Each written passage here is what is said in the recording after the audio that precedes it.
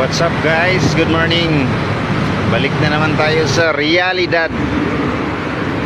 Magtrabaho tayo ulit para may pangsuporta tayo sa gusto nating gawin, gusto nating mabot sa ating buhay.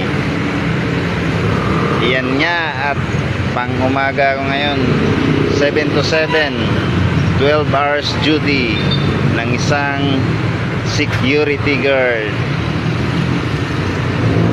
Ayun nga, at bantay-bantay muna sa mga gilid-gilid dahil maraming batang hamog.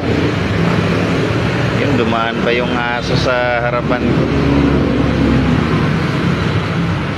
Kala mo talaga maamo, ayaw naman magpahawak. Yan, hintayin na lang natin yung mga empleyado para mabuksan yung shop.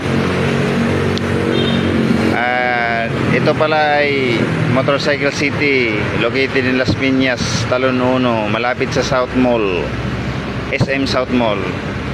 Alas 9 po ang bukas, tsaka 6 PM yung close.